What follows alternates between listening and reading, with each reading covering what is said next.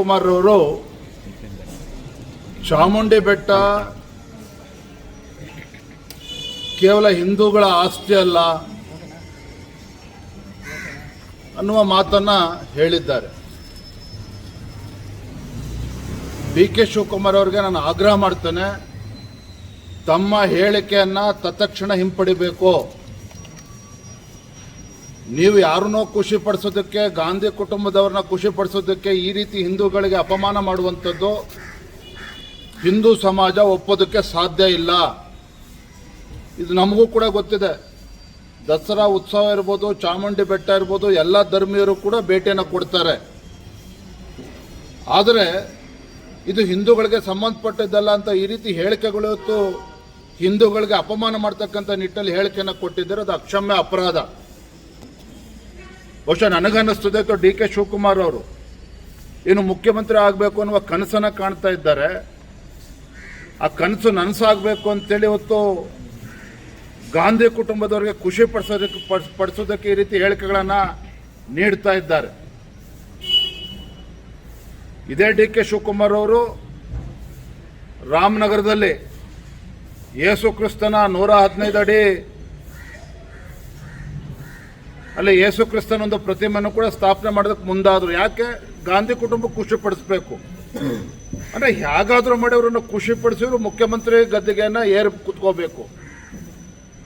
ಯಾವ ರಾಮನಗರ ಹಿಂದೂಗಳಲ್ಲಿ ಒಂದು ಬಲವಾದಂಥ ನಂಬಿಕೆ ಇದೆ. ವನವಾಸದ ಸಂದರ್ಭದಲ್ಲಿ ಶ್ರೀರಾಮ ಅಲ್ಲಿ ಬಂದು ಹೋಗಿದ್ದ, ನೆಲೆಸಿದ್ದ ಅನ್ನುವ ಮಾತು ಯಾಕೆ ಇವತ್ತಿಲ್ಲಿ ಉಲ್ಲೇಖ ಮಾಡ್ತಾ ಇದ್ದೇನೆ ಅಂತ ಹೇಳಿದ್ರೆ, ಅಂದರೆ ತಮ್ಮ ರಾಜಕೀಯ ಬೇಳೆಯನ್ನು ಬೇಯಿಸ್ಕೊಳ್ಳೋದಕ್ಕೆ ಏನು ಬೇಕಾದರೂ ಹೇಳ್ತೇವೆ, ಏನು ಬೇಕಾದ್ರೂ ಮಾತನಾಡ್ತಾರೆ, ಹಿಂದೂಗಳಿಗೆ ಅಪಮಾನ ಮಾಡ್ತಾರೆ ಅಂತ ಹೇಳಿದ್ರೆ ಖಂಡಿತ ಭಗವಂತನು ಕೂಡ ನಿಮಗೆ ಕ್ಷಮಿಸೋದಕ್ಕೆ ಸಾಧ್ಯ ಇಲ್ಲ.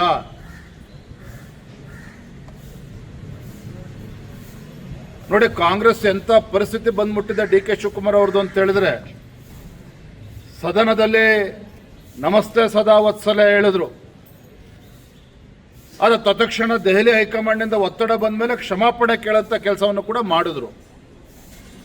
ಅಂದರೆ ಕಾಂಗ್ರೆಸ್ ಹೈಕಮಾಂಡ್ ಏನಿದೆ, ಇವರ ಸಂಸ್ಕೃತಿ ಏನಿದೆ, ಅದು ಒಡೆದಾಳುವ ನೀತಿ. ಹಾಗಾಗಿ ಪದೇ ಪದೇ ಪದೇ ಪದೇ ರಾಜ್ಯದಲ್ಲೂ ಕೂಡ ಕಾಂಗ್ರೆಸ್ ಸರ್ಕಾರ ಅಧಿಕಾರಕ್ಕೆ ಬಂದಾಗಿನಿಂದ ಹಿಂದೂಗಳನ್ನು ಅಪಮಾನ ಮಾಡ್ತಕ್ಕಂಥದ್ದು, ಹಿಂದೂ ಕಾರ್ಯಕರ್ತನ ಅಪಮಾನ ಮಾಡ್ತಕ್ಕಂಥದ್ದು, ನಮ್ಮ ಪರಂಪರೆಗೆ ಧಕ್ಕೆ ಬರೋ ರೀತಿ ನಡ್ಕೊಳ್ತಕ್ಕಂಥದ್ದು, ಧರ್ಮಸ್ಥಳದ ವಿಚಾರದಲ್ಲೂ ಸಹ ಅಷ್ಟೆಲ್ಲ ಅಪಪ್ರಚಾರ ನಡೀತಾ ಇದ್ರು ಕೂಡ ಬಾಯಿ ಮುಚ್ಚಿಸ್ತಕ್ಕಂಥ ಕೆಲಸ ಕಾಂಗ್ರೆಸ್ ಸರ್ಕಾರದವರು ಮಾಡೋದಕ್ಕಾಗಲಿಲ್ಲ. ಹಾಗಾಗಿ ಕಾಂಗ್ರೆಸ್ ಪಕ್ಷದ ನಾಯಕರ ನಡವಳಿಕೆ ಏನಿದೆ, ಡಿ ಕೆ ಶಿವಕುಮಾರ್ ಅವರಿರ್ಬೋದು, ಕಾಂಗ್ರೆಸ್ ಪಕ್ಷದ ಎಲ್ಲ ನಾಯಕರ ಈ ರೀತಿ ನಡವಳಿಕೆಗಳು, ಹಿಂದೂ ಭಾವನೆಗಳಿಗೆ, ನಮ್ಮ ಧರ್ಮದ ವಿಚಾರದಲ್ಲಿ ಅವರ ಹೇಳಿಕೆಗಳು, ಇದನ್ನು ಭಾರತೀಯ ಜನತಾ ಪಾರ್ಟಿ ನಾವು ಬಲವಾಗಿ ಖಂಡಿಸ್ತೇವೆ. ನಾನು ಮಾನ್ಯ ಡಿ ಕೆ ಶಿವಕುಮಾರ್ ಅವರು ಈಗಲೂ ಕೂಡ ನಾನು ಆಗ್ರಹ ಮಾಡ್ತೇನೆ, ಇವತ್ತು ಚಾಮುಂಡಿ ಬೆಟ್ಟದ ವಿಚಾರದಲ್ಲಿ ನಿಮ್ಮ ಹೇಳಿಕೆಯನ್ನು ಹಿಂಪಡಿಬೇಕು. ಯಾವುದೇ ಕಾರಣಕ್ಕೂ ಇದು ಯಾರು ಕೂಡ ಒಪ್ಕೊಳ್ತಕ್ಕಂಥ ಹೇಳಿಕೆ ಅಲ್ಲ. ತತ್ಕ್ಷಣ ಇದನ್ನು ವಿಡ್ರಾ ಮಾಡ್ಕೋಬೇಕು ಅಂತ ನಾನು ಆಗ್ರಹವನ್ನು ಮಾಡ್ತೇನೆ. ನಿಸಾರ್ ಅಹಮದ್ ಅವ್ರನ್ನ ವಿರೋಧ ಪಕ್ಷದವರು ಬಾನು ಅವ್ರನ್ನ ಯಾಕೆ ವಿರೋಧ ಪಡಿಸಬೇಕು? ಬಿಜೆಪಿ ಅಜೆಂಡಾ ಏನು ಅಂತ ಕಾಂಗ್ರೆಸ್ ಪ್ರಶ್ನೆ. ಬಿಜೆಪಿ ಅಜೆಂಡಾ ನಮ್ಮದು ಸ್ಪಷ್ಟವಾಗಿದೆ. ನಾನು ರಾಜ್ಯದ ಅಧ್ಯಕ್ಷನಾಗಿ ಅವತ್ತು ನಾನು ಹೇಳಿಕೆಯನ್ನು ಕೂಡ ನೀಡಿದ್ದೇನೆ.